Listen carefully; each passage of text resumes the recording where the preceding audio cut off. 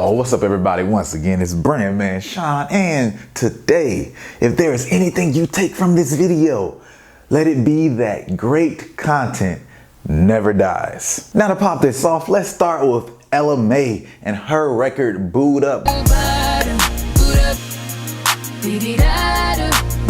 Right now it's June of 2018, but keep in mind, a lot of people are just hearing it in the last 2 months, but this song came out over a year and 4 months ago, February 22nd, 2017 on the Ready EP. LMA has been dropping good music for a while now and has been really steadily building. If you have not seen the video I did on LMA last year, go check that video out. I'll put it in the top comments because you'll get an idea of how she built that fan base and really set the plane for this record to be able to take off as it did. When you have a solid foundation like she did, and she had a very solid foundation, you are really putting yourself in position to have a sleeper hit. But this video isn't just about LMA, it's really about the fact that if you have great music and it hasn't seen the level of success that it could and really reach its potential, there's still a chance, and we'll go over some of those ways that often happens for songs. So we'll start with number one, proper promotion.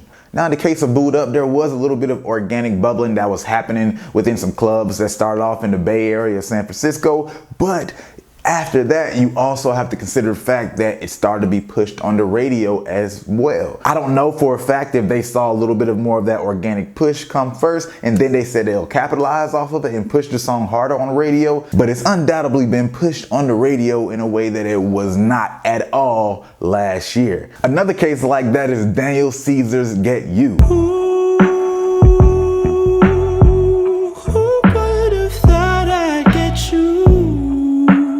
That song was originally dropped in December of 2016, but his album Freudian, which that song was a leading track on, didn't drop until August of 2017. It wasn't until after that that you start to really hear that song heavily, particularly on the radio, highlighted on all these playlists, you know, the Spotify campaigns, all of that good stuff. So what difference does promotion make in sleeper hits? Well, one, you got to consider the fact that you might not have the resources to promote heavily when a song first comes out, but as you continue to, you know, move throughout the industry or just save money or whatever you have to do, you might have the resources to promote better. Whatever connections you get or funds you might come across that allows you to put a song on a greater platform will definitely help take something from a sleeper hit to just a hit. And this is why I say, if you have content, especially artists, when we're talking about music, you do not have to say, oh, this is old, I released it back then and now I have all these resources, I want to put it on something new. If you have a new song that's not as good as an old song that didn't get visibility, put that money in the old song that's better, because it'll still go farther if it's better content. Now, last thing about promotion, because it's only one of the 4 ways to revive a sleeper hit on this list, but it's one of the ones you have the most control over. Some hits are sleep on purpose. And what do I mean by that? Well, if you look at the fact that there's some teams that actually have money to push a song and make it bigger than it is and get it more exposure than it's already gotten, but they haven't done that yet, because sometimes you have this thing called strategy that you put in motion. So just because I release a song, I might not want to push that song too heavily right now, because I might want to spend 8 months building up the fan base around the artist as a whole before I really push the actual song specifically to bring focus to it. I want to curate their fan base more so there's something stickier and something more powerful when the rest of the world gets exposed to the artist at large. There's a lot of other ways of strategy and things that people might have in mind for why they're not pushing a song, but when you look at like LMA and Daniel Caesar, those teams move very methodically. Just keep that in mind, because I don't want you to think just because I got the money to push it means it needs to be pushed right now. Now let's move on to number 2, viral growth. Now this happened with a lot of songs, but a perfect song to look at in this scenario is Don't Drop That Thun Thun. Don't drop that thun thun thun. Hey, don't drop that thun thun thun. That song was dropped in 2012, music video and all, but it didn't really catch fire until 2013 when these 5 girls did a little twerk team video to it, and next thing you know, Vine caught a hold of it. Don't drop that thun thun thun. Hey, don't drop that thun thun thun. Don't drop that thun thun thun. People started making fun of it. people start doing their own versions of it, and y'all know how this social media thing goes at this point. And not only does that offer the first time for a song to be a hit, but there's songs that have been hits already, let's just say way back in the day, like 1990s or something like that, and they become a second time hit just because of social media. Perfect example is the song My Boo.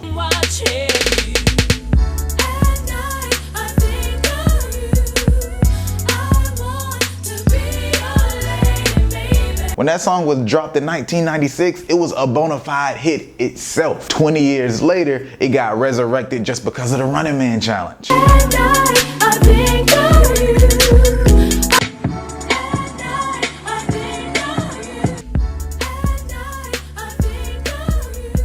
That song could be asleep for another 20, 30 years, and now somebody's grandkid or great grandkid finds the song and then does some little video and it becomes a hit again. This one is simple. You could have dropped this song when you only had 100 fans, and now you have 10,000 fans, and that a viral and network effect allows it to take off in a way that it never could have when you only had a platform of 100 fans. And just as a reminder that this doesn't just apply to hip hop and R&B, you can look at Nickelback's Rockstar. I can play baseball and a king size tub big enough for 10 plus me. It took off in 2008 because one, the group was straight up bigger. But then it also had another reason, which will lead into number 4.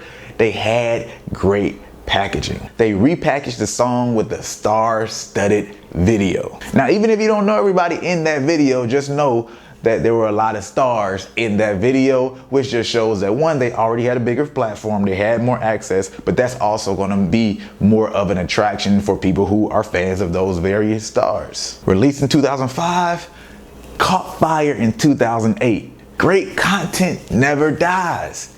It only goes to sleep.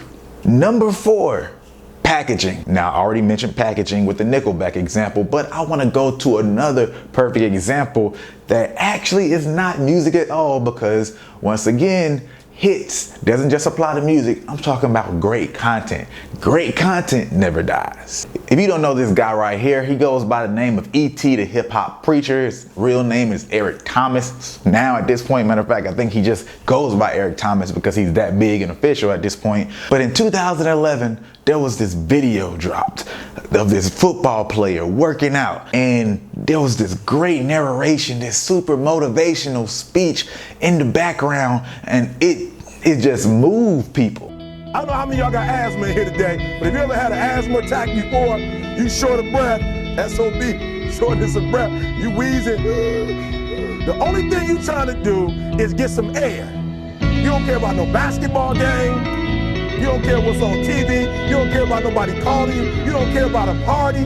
The only thing you care about when you're trying to breathe is to get some fresh air. That's it. And when you get to the point where all you want to do is be successful as bad as you want to breathe, then you'll be successful. And I'm here to tell you, number 1, that most of you say you want to be successful, but you don't want it bad. You just kind of want it.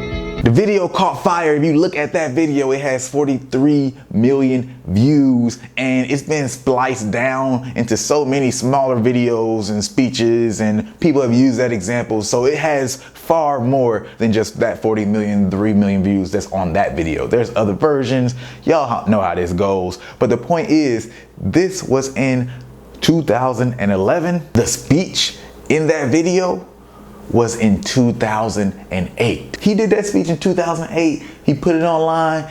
It got a few views, but it really didn't get that many views at all. But after that video was released, everybody was like, where is that speech coming from? Where is the original video? Who is that person? And his career took off to a whole nother level because somebody else took his stuff, they put it in another video and put it in better packaging. As a matter of fact, I will just do a whole separate video on why it's packaged better just for time's sake. But if you look at the two, you'll be able to at least tell that, hey, this is a better presentation overall to go viral. So anyway, those are 4 ways that great content can not only be revived for a second chance at life, but have its first chance to be a hit in the first place. Now, if you have any questions or comments, make that happen in the comment section below. Do you have some content that you feel is just sleeping right now? If you're an artist, I bet you do. Anyway, if you like this video, hit the like button. If you like it, you might as well share it. And if you're not subscribed, you know what to do. Hit that subscribe button.